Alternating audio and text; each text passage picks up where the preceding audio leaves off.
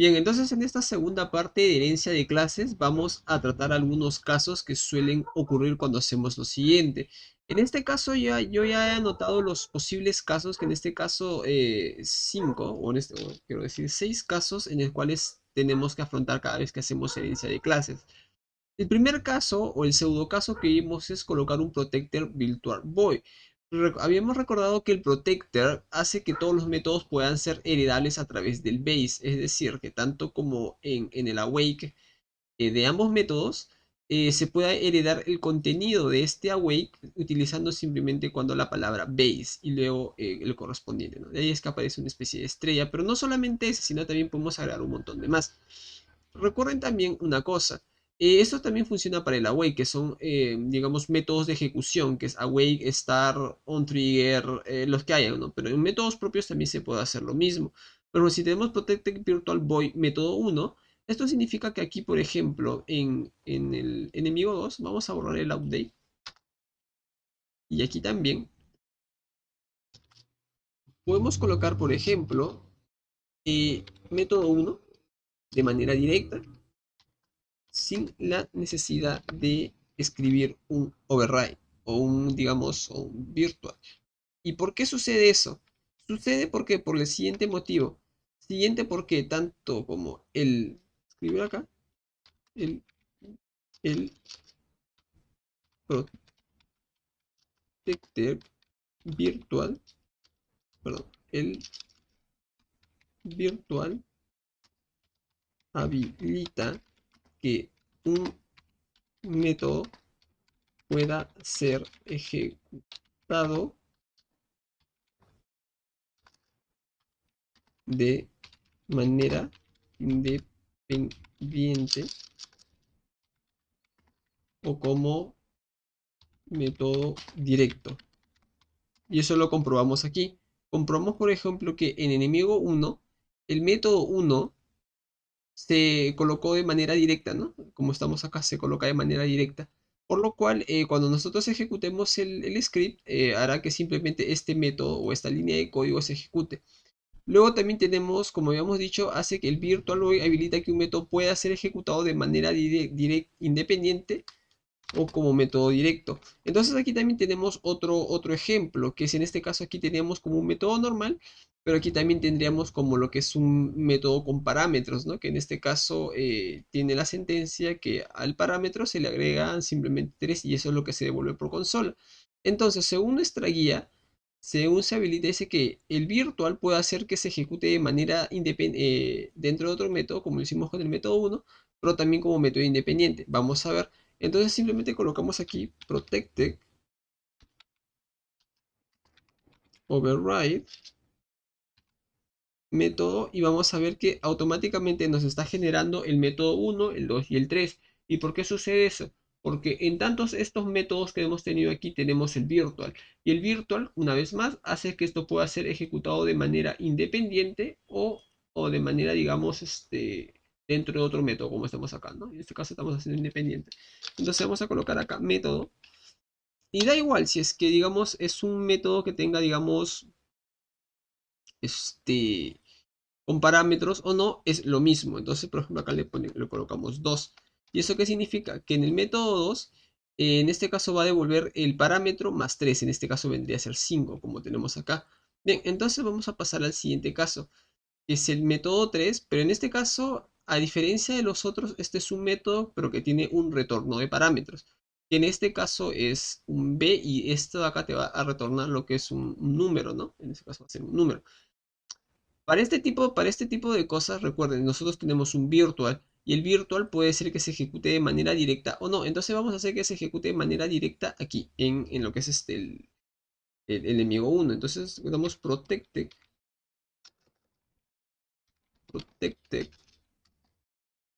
override, recuerden. Y si es que en la herencia general, en la clase que se va a heredar, tiene protector virtual, en las clases hijas tenemos que colocarle protected override, ¿no? Y acá en este caso vamos a elegir el método 3, ¿verdad? Una última cosa más también, cuando nosotros, vamos a escribirlo acá en general, cuando se implementa como método independiente, tiene que ir el base seguido del nombre del método. Como hemos visto aquí también, bueno, aquí se aplicó lo que es un protected override. ¿Por qué? Porque aquí tenemos el virtual y acá está como base. Aquí también tenemos el protected override método 2 y aquí está el base. Entonces cuando nosotros tenemos esto de manera, utilizamos como un método independiente esto de acá, un método independiente, de manera obligada tenemos que utilizar el base. Vamos a colocarlo acá.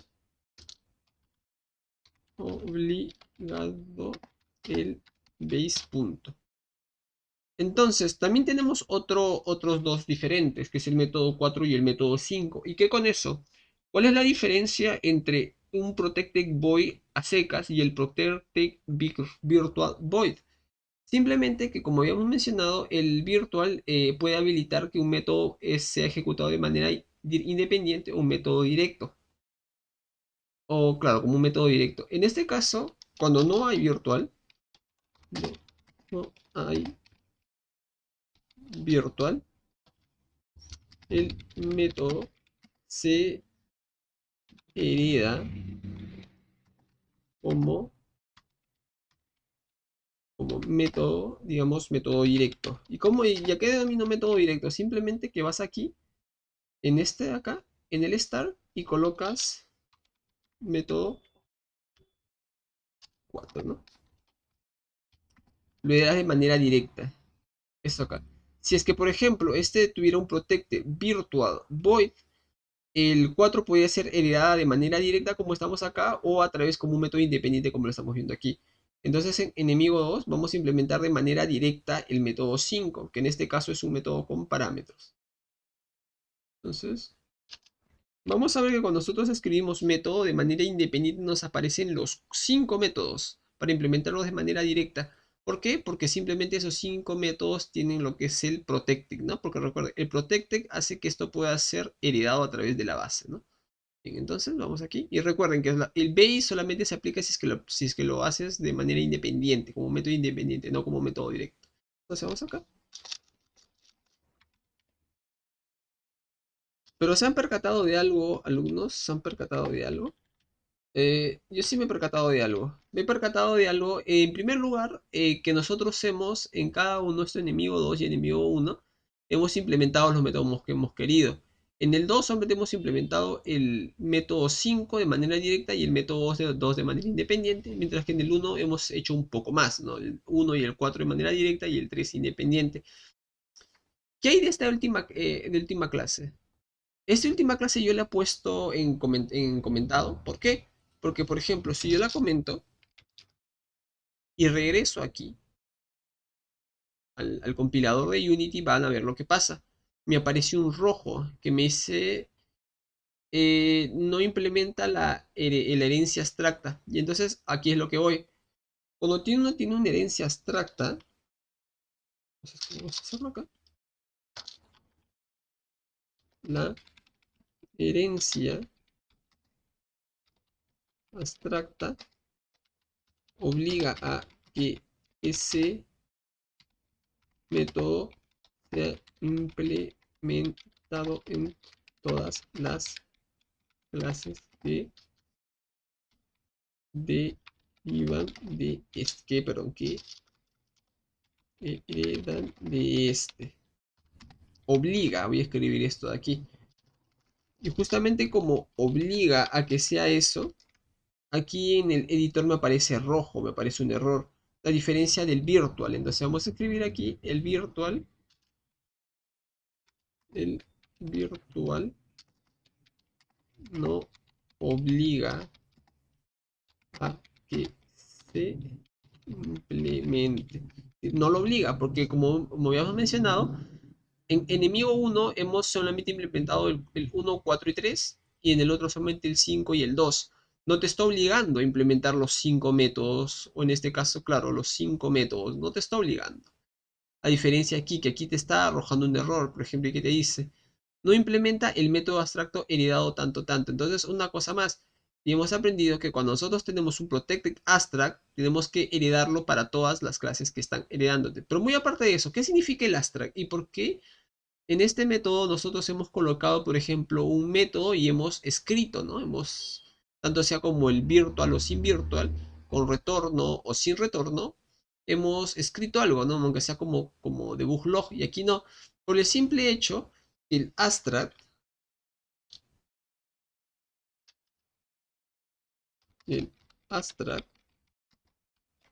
crea un método vacío para poder ser modificado en las clases que heredan de esta, ¿no?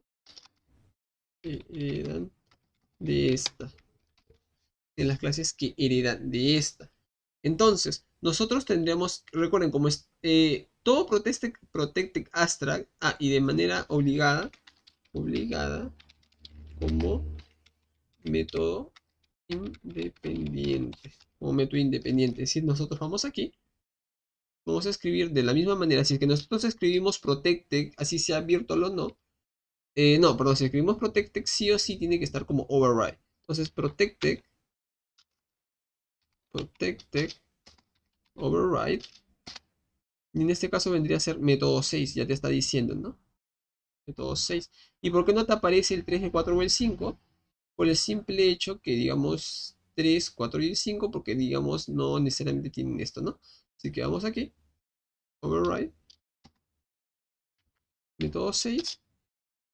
Y como verán, aquí nos ha aparecido una sentencia nueva, que es el true new system no implement exception, que lo cual por defecto significa que esto no se está implementando nada, pero lo cual también es algo vacío, ¿no? Entonces simplemente nosotros podemos hacer esto, colocar acá un debug.log, escribir acá, por ejemplo, este método es un método abstracto, ¿no? Y lo mismo copiamos aquí, porque si nosotros hacemos esto y vamos a enemigo 2, vemos que también está en rojo. Y por lo cual nosotros ahora podemos hacer esto, ¿no? Bien, más que nada vendría a ser los ejemplos que les quiero dar, ¿no? Vamos a hacer un último repaso. Una última cosa también que les había mencionado, y voy a escribirlo acá también. No abusar de los virtuals. ¿Por qué? Porque si bien es importante esto, por cosas que no pretendo hacer ahora, los métodos virtuales, como lo vengo a acá, causan problemas de memoria si que se utilizan en abuso.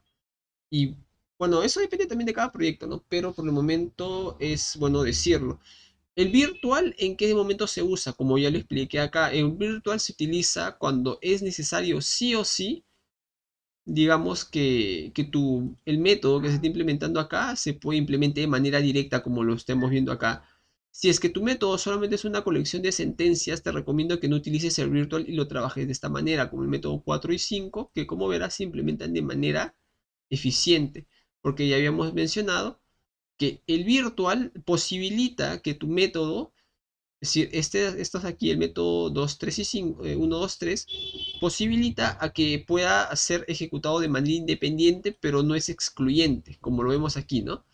Que tenemos el método 1, que es un método que tiene virtual, pero se implementa de manera directa, ¿no?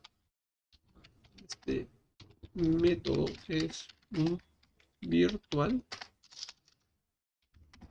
pero se implementa de manera directa, ¿no? Entonces, eso es lo que les quería mencionar. Y con respecto al último, al Astra, cuando tenemos un Protected Astra, empezando que cuando escribimos Protected significa que esa clase se va a tener que heredar. Y escribimos un Protected Astra, significa que esta clase va a tener que ser heredada por todas las clases hijas, ¿no? Que en este caso van a ser enemigo y en esta clase vendría a ser, por ejemplo, si tú tienes un Astra acá, un Astra, este Astra se hereda tanto en esta y en esta. A diferencia que si tú tienes, por ejemplo, un Virtual, ¿no? Tienes un Virtual en donde simplemente es opcional.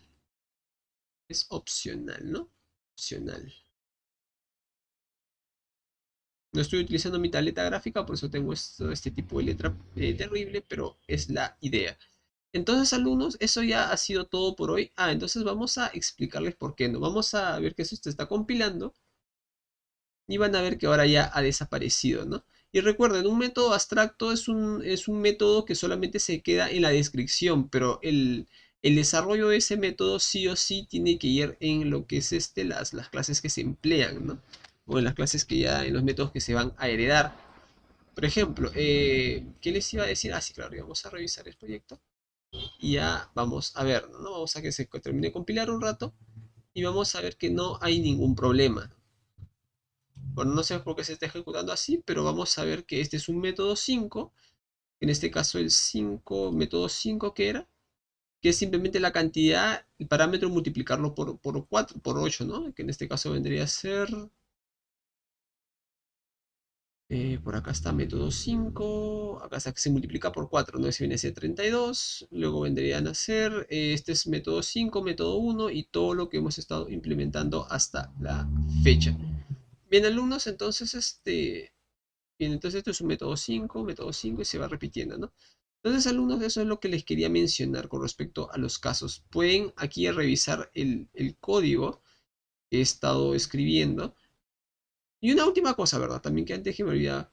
Nosotros, en cada personaje, como les había comentado, ¿no? Estas variables se heredan. Y si esto se hereda como público, porque es necesario que sea público para poder acceder a sus componentes, como lo vemos acá en el Velocity y el FreakyBody, pero nosotros vemos que aquí también se ejecuta como público y eso puede traer problemas porque te puedes confundir aquí o no. Entonces, para evitar ese tipo de cosas, nosotros vamos a escribir un pequeño tip, un pequeño modificador que dice así, hide inspector. Y esto hace que el método sea, o perdón, que la variable sea, esto hace que la variable sea pública en términos de serialización, pero privada en el inspector. Entonces simplemente escribes acá, inspector, y ya está, ¿no? Vamos a ver que a la hora de compilar, vamos a ver que esto desaparece, ¿no? Desaparece porque simplemente le hemos colocado como si fueran escondidas, ¿no? Pero a pesar de eso, nosotros todavía podemos acceder a los componentes porque solamente se ha ocultado a lo que es el inspector, ¿verdad?